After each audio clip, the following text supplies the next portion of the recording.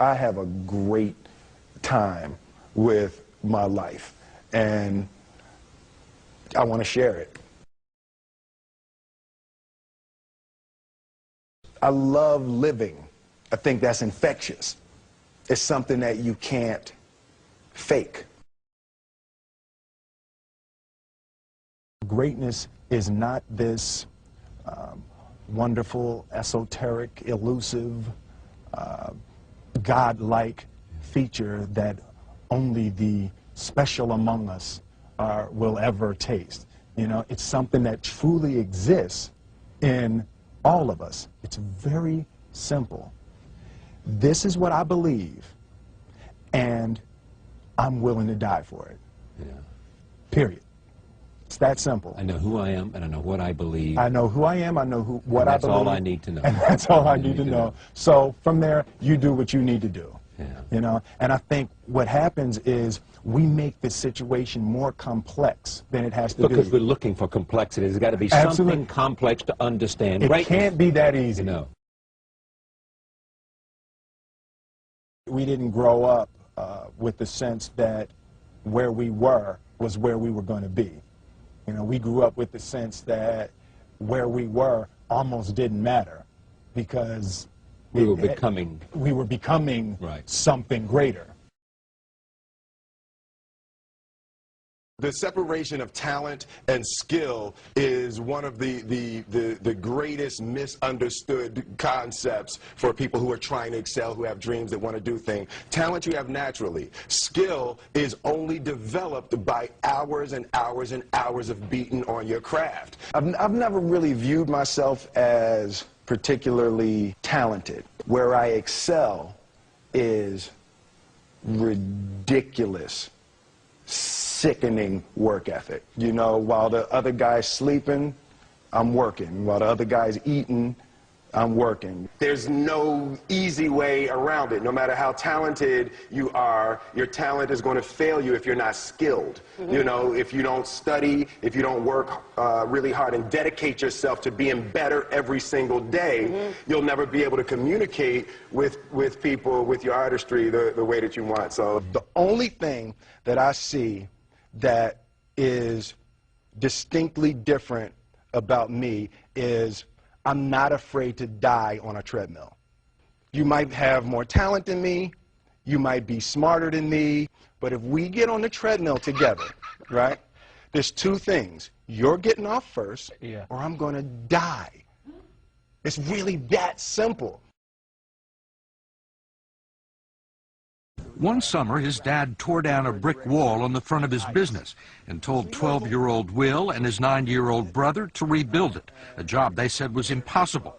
It took them a year and a half, but they did it. And he said, now don't you ever tell me it's something that you can't do. You don't try to build a wall. You don't set out to build a wall. You don't say, I'm going to build the biggest, baddest, greatest wall that's ever been built. You don't start there. You say, I'm going to lay this brick as perfectly as a brick can be laid. Yeah. And you do that every single day. And soon you have a wall. And soon you have a wall. You know, it's an idea that my grandmother always had, that, you know, if you're going to be here, then there's a necessity to make a difference. She always instilled the responsibility, the spiritual responsibility that you have to make every group you come in contact with better. I want to do good. Yeah. I want the world to be better because I was here. I want my life, I want my work, my family, I want it to mean something. And it's like, it has, if you are not making someone else's life better, then you're wasting your time. You know, like your life will become better by making other lives better. I want to represent an idea. I want to represent possibilities. I want to represent the idea that you really can make what you want. One of my favorite books is The Alchemist, Paulo Coelho, and I just believe that. I believe that I can create whatever I want to create. The first step before anybody else in the world believes it is you have to believe it. There's no reason to have a plan B because it distracts from plan A. I think that there's a certain delusional quality that all successful people have to have. You have to believe that something different than what has happened for the last 50 million years of history. You have to believe that something different can happen. Confucius said, he who says he can and he who says he can't are both usually right. Being realistic is the most commonly traveled road to mediocrity. Why would you be realistic? What's the point of being realistic? Just put up a barrier. Yeah, I'm going to do it. It's done. It's already done. The second I decide it's done, it's already done. So now we just got to wait for y'all to see. It's unrealistic to walk in a room and flip a switch and lights come on. That's unrealistic. Fortunately, Edison didn't think so. It's unrealistic to think you're going to bend a piece of metal and fly people over an ocean in that metal. That's unrealistic. But fortunately, the Wright brothers and others didn't believe that. Our thoughts, our feelings, our dreams, our ideas are physical in the universe.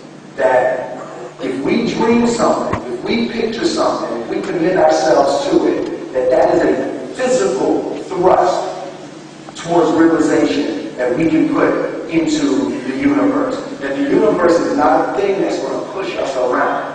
That the world and people and situations are not something that are going to push us around. That we are going to bend the universe and command and demand that the universe become what we want it to be. I study the patterns of the universe. There's a redemptive power that making a choice has, you know, rather than feeling like you're at effect to all the things that are happening. Make a choice, right? You just decide what it's going to be, who you're going to be, how you're going to do it. Just decide. And then from that point, the universe is going to get out your way. It's like it's water. It wants to move and go around stuff, you know. You know, there's a flow of the universe that I've grown to know just how to go with it.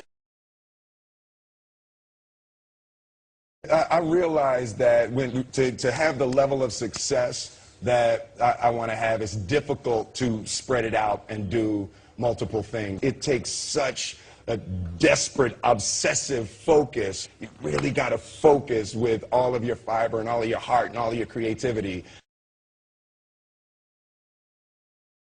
I'm motivated by fear. Fear. You know? Fear of what? Fear of fear. I hate being scared to do something. And I think what developed in my early days was the attitude that I started attacking things that I was scared of. It was Franklin Roosevelt said the only fear you have with fear is fear itself. Absolutely. Remember that? Absolutely. Yeah. You can't be scared to die for the truth. The truth is the only thing that's ever going to be constant. Don't ever let somebody tell you you can't do something. Not even me.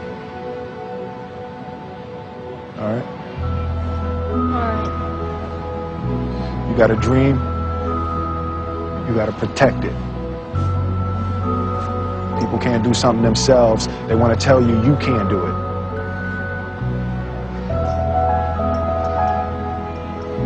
You want something, go get it.